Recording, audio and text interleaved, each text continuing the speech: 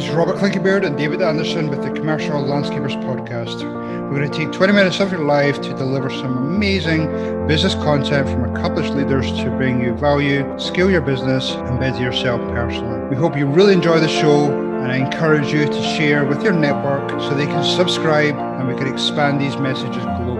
We are also super excited to be supported by two brilliant sponsors. If you're tired of measuring properties, Site Recon platform fully automates measurements so you can focus on sales. So think measurements, think Site Recon. The other sponsor is Company Cam, who make it dead simple to communicate, document, and problem solve with guys in the field no matter where you are. Company Cam brings documentation, communication, and liability protection together in one simple, easy to use app for you and your entire team. Company Cam is the only app every landscaper needs. Check it out. Hi, this is Robert Clinkybeard with the Commercial Landscapers Podcast. I am super excited to be joined today by Bryan Clayton. Welcome, Bryan. Robert, great to be here. Thanks for having me on. No problem at all. So, Bryan, you seem to be a huge entrepreneur here. You're the CEO and co-founder of GreenPal, an online marketplace that connects homeowners with local lawn care professionals. You've been called the Uber for lawn care by the Entrepreneur magazine and have over 200,000 active users, completing thousands of transactions every day. But you also you founded Peachtree, which is one of the largest companies out of Tennessee. It looks as though you've started several other businesses. So tell me a little bit more about your background and how come you're such a budding entrepreneur? I'm currently the CEO and co-founder of GreenPal. Like you said, the Uber for lawn mowing. Been at this business for 8 years. We're an 8-year overnight success. We're at over 200,000 people using this app to get their grass cut, doing over $20 million a year in grass cutting services nationwide, and growing 50% year over year. So GreenPal started out really slow, really humbly. My two co-founders and I worked our butts off trying to get the marketplace going and teaching ourselves how to code and build software while trying to market the app. So the first 4 or 5 years were really tough, but now we've got some good momentum going, and the app is working well and growing well. Before GreenPal, I actually had a landscaping company. I started, like many of your listeners, probably cutting grass in high school as a way to make extra cash. Stuck with this little lawn mowing business, little by little, year over year, growing it, just kind of pouring my soul into the business to get it to work and grow. And over a 15-year period of time, built that to one of the largest landscaping companies in the state of Tennessee. Got it over 10 million a year in revenue, over 150 employees. And in 2013, the business was acquired by a company called Lusa Holdings, which is one of the larger kind of conglomerates of landscaping businesses in the United States. And after that, I retired. I took some time off. I didn't have to work anymore, which was nice. But I got bored, and I realized something about myself, that I'm wired to love business. I'm wired to want to be in the game, and that my business, whatever it is I'm working on, is the purpose of my life. It's the thing that lends me meaning to my life. And so I decided, hey, what the hell? Let's try to do a tech startup this time. Luckily, I was naive. I didn't know what I didn't know. And I recruited two co-founders, and we went to work on it, and we never looked back. And here we are 8 years later. That's awesome. So why did you not get back into, I sold my company myself, and I just finished my non-compete. Now, what was the attraction going on the tech route versus going back into another landscape company, because you have that history? So any thoughts there? Yeah. To your point, I could have moved somewhere, and I had a 5-year non-compete with that business, and I could have moved somewhere else and started another business or waited out to 5 years. But one thing I started realizing about myself growing that business, I think if you're doing business right, you as the entrepreneur should kind of evolve every 3 to 4 to 5 years into a completely new person. Like, the business causes you to level up in so many ways, like leadership, management, operations, sales, market, all these things that you probably never would have learned if the business is growing. It's causing you to level up and grow. As I grew my company Peachtree, I kind of got to a point where I was plateauing a little bit. It's not that I had conquered the world in the landscaping industry, but I had grown a pretty good landscaping business that was profitable, was making money. It wasn't perfect every day, but it was going well. And I had realized that, okay, I've been maybe a year or two where I'm really stagnant in terms of, like, objectives I'm having to conquer and my personal growth. And that was kind of the impetus for selling the business, to be honest. I didn't really build that company to sell it, but when I started realizing that I was personally plateauing in the green industry, hey, maybe it's time to explore an exit. And so it actually took 2 years to get the business sold. But I knew when I started my next business, I knew I wanted to leverage everything I had learned into something new, into something different, into something with a new set of challenges. And so I naively thought, what the hell? Why not start a software company? Why not start a tech company? Luckily, I did not know how difficult that was going to be, or else I never would have done it. But after the first year, it was like no turning back. I kind of burnt the boats, and Right. my two co-founders and I just kept moving forward.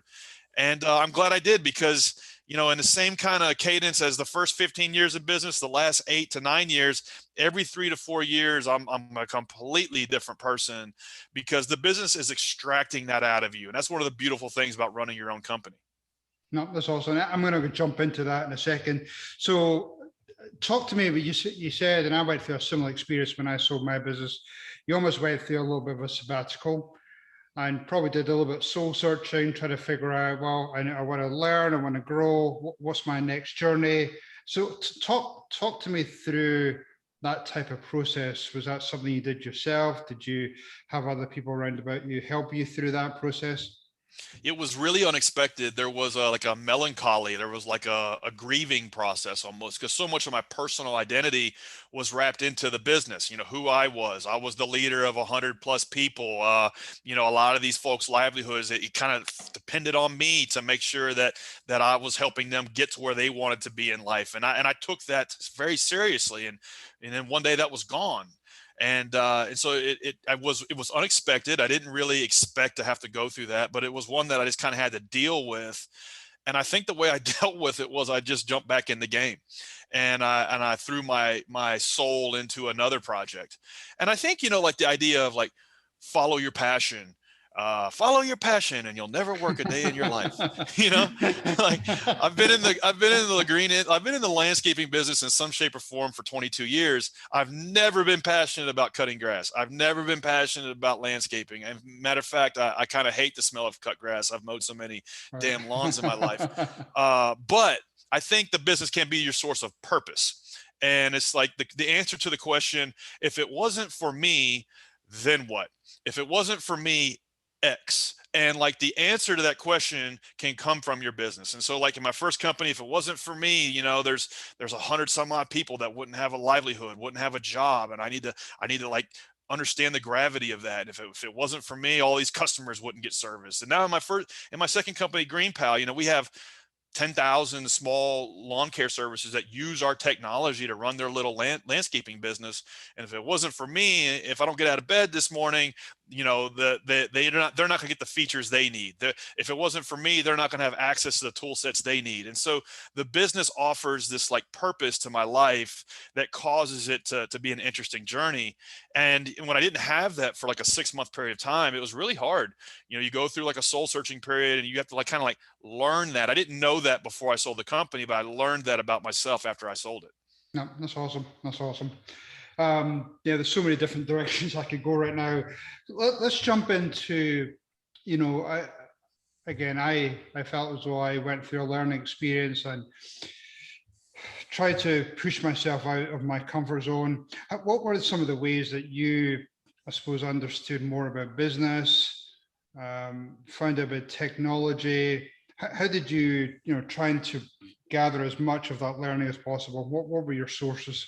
Yeah, one of my favorite quotes, it's actually a Mark Zuckerberg quote, whatever you think of that guy, but he did say this, which is pretty smart. He said, you don't want to be a know-it-all, you want to be a learn-it-all. And again, one of the things like business is going to cause you to do to level up, to be playing a game a level higher than what you might necessarily be cut out for is learning, picking up the books, listening to the podcasts. Instead of watching some series on Netflix, you're watching some conference on YouTube or something like that, and constantly trying to almost through maybe a little bit of paranoia, trying to learn as much as you can, because you know that you're kind of out of your element. And if you're doing business well, it's like it's taking you out of that comfort zone and putting you into a place where maybe you're not the best leader.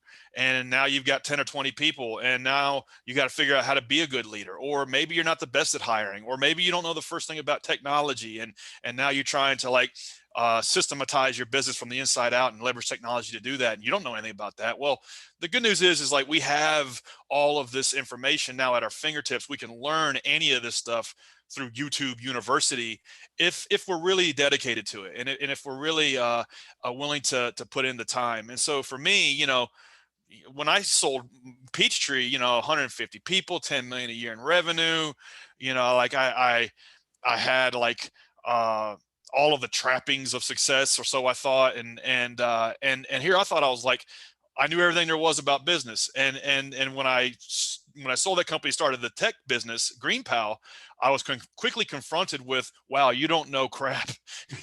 you really don't know the first thing about how to run a technology business. And so I started picking up every book I could that was recommended to me, and probably 1 out of 5 were any good. But that's the thing, you got to like read the crappy books to pick up the good one.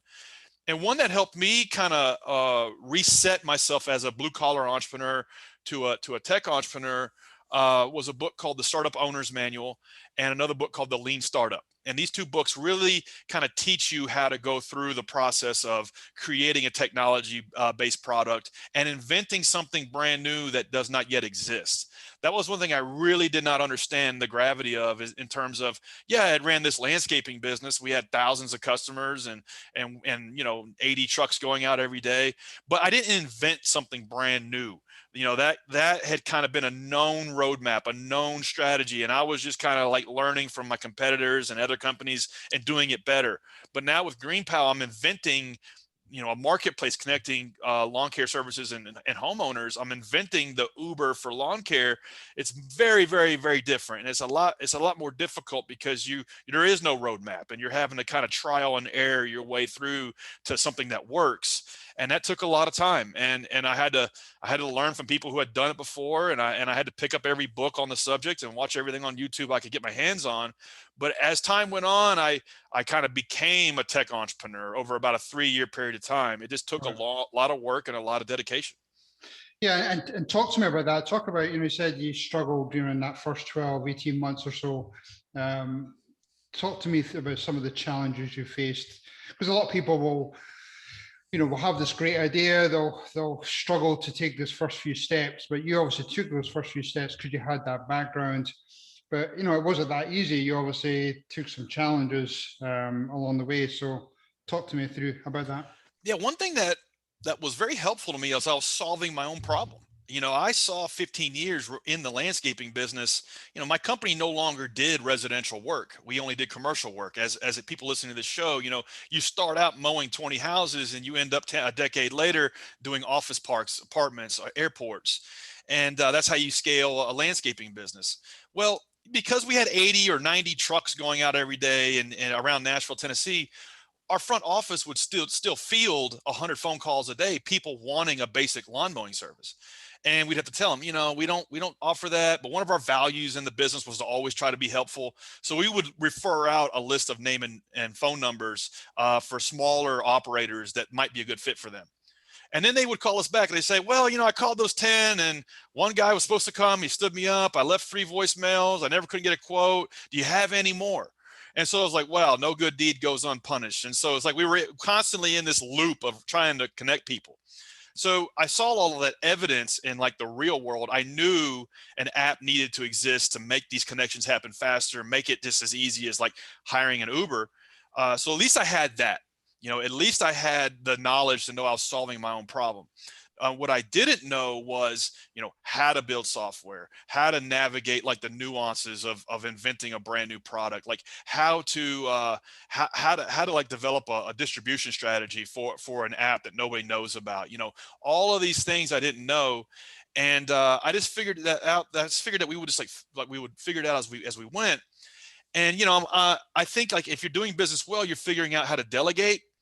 But one of the things that can really kind of screw you up is delegating too soon. And one thing we did is we delegated all the technology day one. Like, I don't know how to write software, so let's go hire somebody to do it. Seems pretty rational and logical, but it's always a recipe for disaster. And we hired a dev shop in Nashville and spent like $150,000 for these people to build what we thought GreenPal should be. We launched that and it was a total flop, unmitigated disaster. It didn't have the features it needed. It was hard to use. It was clunky. People on both sides of the transaction, I think it pissed them off more than it helped them.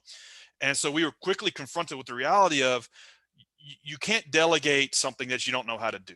You can't delegate something that you don't have core competency around. And so we thought, okay, boys, if we're going to do this, we're going to have to learn how to write software. And it took 2 or 3 years for us to learn the skills, how to develop software, how to develop the system. Then after we did everything ourselves, then we could go back to delegation. Now we've got 30 engineers that work for the company that all they're doing is writing code. But we had to go through the hard part of learning how to do it ourselves before we could then turn around and delegate it. Right, that's fair. Yep, I can understand that. So you're on this journey now, you've having some great success. How did you then launch? Because obviously, first of all, you've got to try and find homeowners to try and want that service. And then you also need to find those vendors who are interested in signing up to the app and try and match them two together. And then the second part of that question is, as you said, a lot of contractors have that, unfortunately, that reputation for not necessarily following through on calls or maybe going to meet people. So how did you overcome some of those challenges? Yeah, what we learned really quickly was all the reasons why it sucks for a homeowner to hire a basic grass cutting service were now our problem. You know, how do I get a quote quickly? How do I, when I hire them, how do I make sure they show up? How do I make sure they do a good job? How do I make sure that they come back when I hire them for ongoing services? I didn't really understand that was an actual problem. And in the case of the disappearing landscaper is a real phenomenon. And now it was my app's job to solve these 100 things that can go wrong between somebody just hiring a basic lawn mowing service to come out and get this chore done for them. And so we were quickly confronted with that, like, okay, wow, it's just gonna be really hard. We got to solve all of these things. Along with how do we attract the buyers and sellers onto the platform at the same time and get the little bit of liquidity going, a little bit of critical mass to where we can figure these things out. And the way we did that was we would just dial for dollars in the early days. We would call on Craigslist, anybody advertising on Craigslist for lawn mowing service. And I would talk to them and I would pitch them on the idea of, hey, I'm building this app. You know, it doesn't really have all the features yet, but we've got a great plan for it. Would you try it out and use it? And when somebody signs up, just quote it for them. And if they hire you, actually go out and do the job. And along with that, I will give you free coaching and free mentoring on how to grow your lawn mowing business. Because in Nashville, Tennessee, where I grew up, where I live, I was kind of a known commodity in the landscaping industry. If you were in the landscaping industry, you knew who I was. I was probably, I think it was and still is the biggest exit to incur in the industry in the state of Tennessee. And at that time, it was the biggest exit for like maybe 5 years. And so people knew me in the business. And so I would call them and they'd be like, is this really you? I'm like, yeah, it's me. I got this new app I'm starting and I need you to try it out. And I'll give you like weekly coaching calls for free if you'll just keep using it. And so that's kind of how we created the glue around suppliers to use the early versions, even though it was a total piece of crap. At least we had them kind of on the shelf, so to speak, where we can, for a period of time, go and focus on recruiting and marketing to homeowners, where we could then start to spark these connections, and only then figure out, okay, what are the features that we need to be working on to make it run smoothly. Okay, yeah, that's cool. How about, I mean, what you talked about some of the challenges, and it sounds like you overcame some of those challenges, trying to find the people, trying to find the contractors. But you know, you're pretty savvy. You know what's going on in the industry. What are some of the challenges you foresee in the future? I mean, you've got lack of people, I hear all the time. You've got robotic mowers coming down the pipeline. How do you see that affecting the growth of your company? Yeah. I don't see the labor piece as a problem because we kind of empower the solopreneur. We remove all of the friction, all of the barriers to entry into the lawn mowing business. So a part-timer, like a bartender or a school teacher, like this is the best thing in the world for them to make an extra $1,000 a week. And 90% of the 10,000 plus service providers that use our platform are solo operators. They don't have any employees, and they actually make more money than most guys running 10 people. And so that's really what we focus on, and that's usually the best fit for a homeowner who just wants a basic weekly or every 2 week lawn mowing. Matter of fact, a lot of our growth comes from big landscaping companies where like what I was, where it's like, no, I don't do $32 lawn mowings, but here's an app that will hook you up with somebody that does. So there will always be opportunity there. And so for the labor piece for us, that's really never been a problem. In fact, we have a waiting list for most of our markets. The other thing that I get a lot is like, well, robots are going to like replace all of this in 10 years. And I can see application for robots in like big campuses maybe, or big football fields and things of that sort. But for what we do, it's like, most homeowners are getting it done every week or every 2 weeks. They're spending $30, $40. By the time they buy a robotic mower for $1,000, it's going to take 2 years for them to get that money back. Then they got to lay the wire, and then somebody else still has to do the edging, trimming, weed removal, things like that. So I don't see it happening for any sooner than a decade for our application. I think we'll have Rosie from the Jetsons like cleaning the tub before we have unmanned spinning blades just going around the suburbs, Right. doing all that stuff. I actually think you'll see cars with no steering wheel before you see the robot cleaning up the edges. Okay. And so so the question you have to ask is like, if you're in this industry, you're worried about robots. The question I think you should probably ask is like, how soon do you think you'll see cars with no steering wheel? Right. Okay. 10 years, 20 years? I don't know, Yeah, but I think it's tough to say. Yeah. we'll see that before we'll see robots taking over our industry. Yeah. Okay. What does the future look like for your company? Do you move more into commercial? Do you try and move into different countries? What does it look like? Yeah. For you guys. So for us, we've focused on one thing for 9 years, 8 years. And the reality is like the Jeff Bezos quote is still day one. We're several 100,000 people using this thing, $20 million a year in revenue. The industry is a $99 billion industry. The top 20 players constitute less than 10% of that. It's just crazy. It's hugely fragmented. So we have a huge like blue ocean of space to move into to try to make this one use case hum and run smoother. And so we're just going to keep doing that. We're in every major city in the United States, and moving into like your smaller markets, your mid-level markets, like a Wichita, Kansas, or a Billings, Montana. So we got a lot of work ahead of us. We have no plans to move into any other verticals. And maybe next year we'll be moving into Canada because there's some major markets there that are untapped, but we still have a long way to go in this one use case. Okay, cool. So we're just running short of time here now. So if people want to learn more about you, about your product, your tech, how would they get in contact with you? Yeah. So if people listening to this are in the commercial landscape space and you're running like 5-10 employees, GreenPal is not a good fit for you as a service provider because you already have your systems, you already have your processes.